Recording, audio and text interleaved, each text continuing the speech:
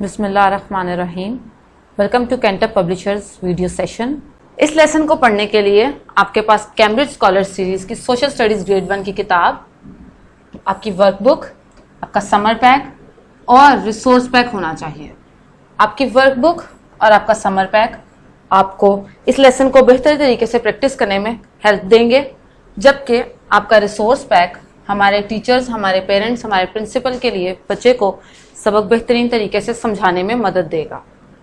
हमारा summer pack और हमारा रिसोर्स पैक आपको कैंटअप की वेबसाइट से इजीली मिल जाएगा। तो आज हम देखते हैं हमारा लेसन क्या है। आज हम सोशल स्टडीज़ ग्रेड 1 का लेसन 5 देखेंगे। हमारा लेसन 5 था प्लेस टू लिव। हमने अपने पिछले 3 लेक्चर्स में इन दोनों SLOs को देखा। हमने इन दोनों SLOs को लिसनिंग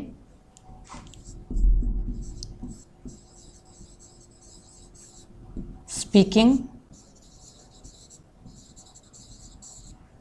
और रीडिंग के थ्रू अचीव करने की कोशिश की।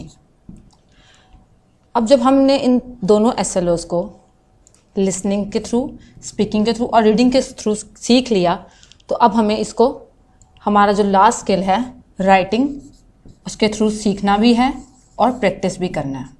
इसको प्रैक्टिस करने के लिए आपके पास आपका समर पैक, आपकी वर्कबुक और आपकी टेक्स्ट बुक होनी चाहिए। हमने ये जो 2 SLO सीखे, understand the value of home and identify different kinds of houses. घर की हमारे नज़दीक क्या वैल्यू है और मुख्तलिफ तरह के घर, उनमें इस्तेमाल होने वाले मटेरियल्स और उनकी वेदर कंडीशंस, ये सब चीज़ें हम अपने पिछले लेक्चर्स में देख चुके हैं।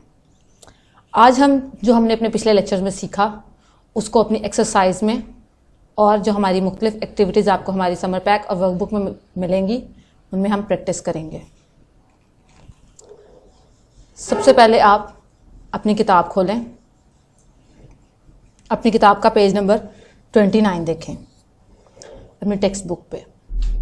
इसका पहला सवाल हमारे पास है, where do you find these houses. आपने अपने लेक्चर में इन तमाम घरों की इकसाम के बारे में देखा, पढ़ा, सुना और सीखा कि ये किस तरह के घर हैं, ये किन जगहों पे पाए जाते हैं, ये किस तरह बनते हैं, इनमें कौन सा मटेरियल इस्तेमाल होता है। आज इसी से ये रिलेटेड आपके पास एक्सरसाइज है। आज यहाँ पे आपके पास सवाल है कि ये घर कौन सी जगहों पर मौजूद हैं या पाए जाते हैं। Choose from the given places. यहाँ पे आपको कुछ प्लेसेस भी दी गई हैं, कुछ नाम दिए गए हैं और साथ में तस्वीरें। जो नाम जिस तस्वीर के साथ मैच करता है आपने उसको इस ब्लैंक में लिखना है।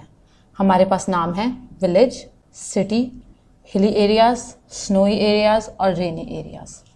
ये हमारे पास 5 एरियाज़ हमें दिए गए हैं और साथ में ये तस्वीरें दी गई हैं। अब आप ये पहली पिक्चर को देखें और पिक्चर को आइडेंटिफाई करने की कोशिश करें कि ये किस जगह की पिक्चर हो सकती है। क्या ये विलेज की पिक्चर है? लेकिन विलेज के घर आप जानते हैं इस तरह से नहीं बने होते, वो सादे किस्म के और मिट्टी से बने होते हैं। ना सिटीज़ में इस तरह के घर पाए जाते हैं और ना ही हिली एरियाज़ में इस तरह के घर पाए जाते हैं। तो यहाँ पे आप देखें, स्नो भी नहीं आपको नज़र आएगी। यहाँ पर आप अगर फ्लोर को गौर से देखें तो आपको पता चलेगा ये रेनी एरिया। तो ये घर रेनी एरिया में पाए जाते हैं। आपने इस ब्लैंक में रेनी एरिया लिखना है। इसी तरह से आप इस घर को देखें, इस घर को, इसको और इसको, और ये घर इन दी गई ऊपर जगहों में से जिन जिन लोकेशंस पर जिन जिन एरियाज़ में पाए जाते हैं वो आप अपनी ब्लैंक में लिखकर इस सवाल को मुकम्मल करें। आपके पास आपका अगला सवाल है मैच द कॉलम्स। आपको यहाँ पे 2 कॉलम्स दिए गए हैं। कॉलम ए में आपको मुख्तलिफ नाम दिए गए हैं, जिस तरह आप अपनी बुक पे देख सकते हैं। Slope roof, igloo, apartments, village, houses of stones and would. यहाँ पे आपको घरों के नाम भी दिए गए हैं और कुछ कैरेक्टरिस्टिक्स भी दिए गए हैं। तो आपने देखना है कि यहाँ पे कॉलम ए में दिया गया नाम कॉलम बी में दिए गए एरिया से कैसे मैच करता है। अगर कॉलम ए में मेरे पास स्लोप रूफ है नाम, अगर मेरे पास स्लोप रूफ है, ये घर की एक टाइप है, तो मुझे देखना है कि इन तमाम में से स्लोप रूफ घर कहाँ पाया जाता है। क्या वो स्नो हाउसेस आप कहेंगे, वो स्नो हाउसेस कहलाएंगे, या वो मड हाउसेस कहलाएंगे, या वो हिली एरियाज़ में पाए जाएंगे, हैवी रेनी एरियाज़ में पाए जाएंगे, या लार्ज बिल्डिंग्स हैं। इनमें से आपने देखना है कि क्या स्लोप रूफ का नाम स्नो हाउस हो सकता है, मड हाउस हो सकता है, या वो हिली एरिया या हैवी रेन एरिया या लार्ज बिल्डिंग की तरह लगता है। आपने यहाँ दिए गए नाम को यहाँ दिए गए नामों में से जो इसके साथ मैच करता है उसके साथ मिलाना है।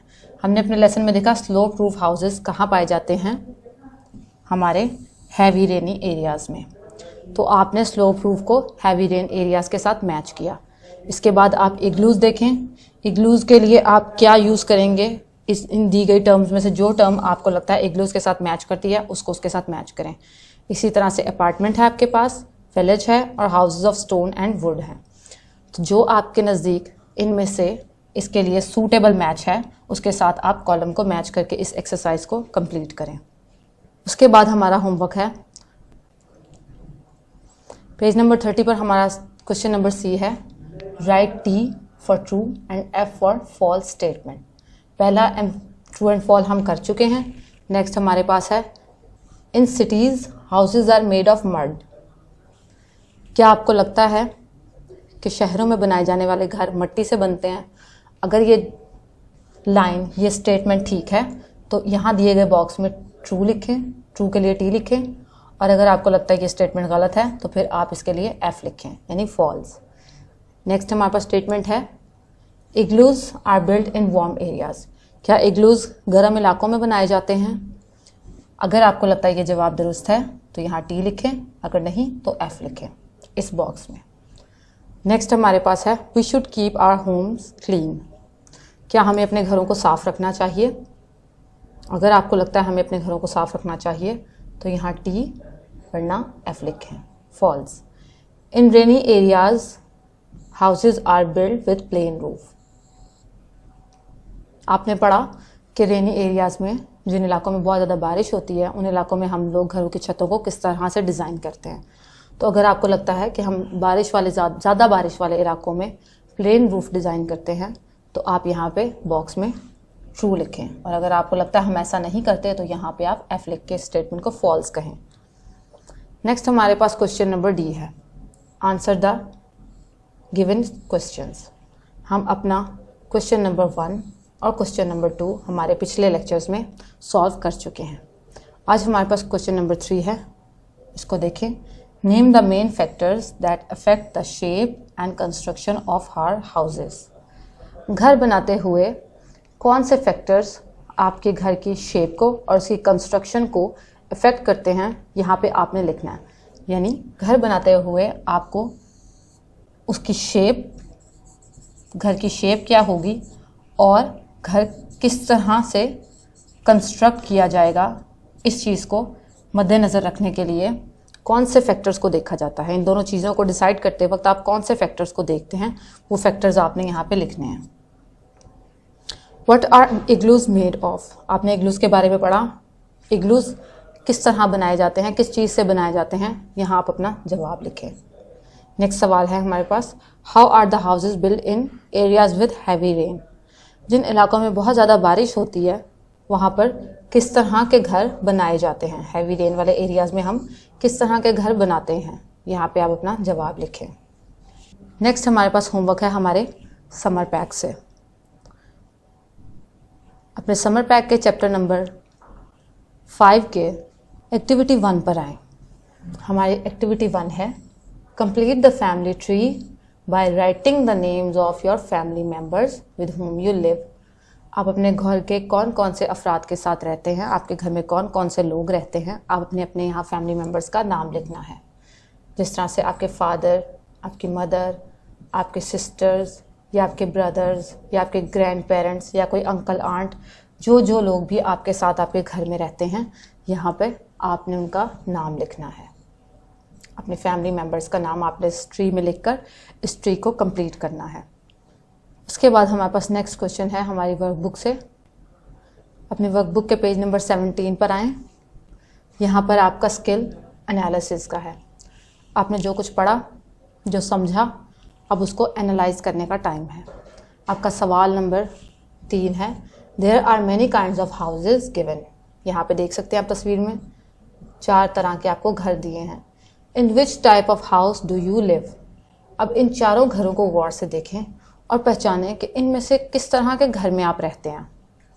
क्या आप मड हाउस में रहते हैं, बंगलो, या आप कह सकते हैं कि पक्के घर में रहते हैं, क्या आप हट में रहते हैं, या आप स्टोन हाउस में रहते हैं। इन चारों टाइप्स में से आप कौन से घर में रहते हैं, आपने ये आइडेंटिफाई करना है। उसके बाद which material has been use to build it. आपने पहले यहाँ पे आइडेंटिफाई करना है कि आप कौन से घर में रहते हैं। अगर फ़र्ज़ करें मैं मड हाउस में रहती हूँ तो मैं यहाँ पे इस बॉक्स में टिक करूँगी कि मेरा मड हाउस है। उसके बाद मुझे नीचे दी गई ब्लैंक्स में ये बताना है कि मैं मड हाउस में कौन कौन सा मटेरियल उसकी कंस्ट्रक्शन में इस्तेमाल हुआ है। आप जो भी इनमें से घर चूज़ करेंगे, जिस भी घर में आप रहते हैं, आपने उस घर को सेलेक्ट करने के बाद यहाँ पे उस घर की कंस्ट्रक्शन में इस्तेमाल होने वाले मटेरियल का नाम लिखना है। Thank you so much. हम अपना नेक्स्ट लेक्चर में अपनी बाकी की एक्सरसाइज कंप्लीट करेंगे।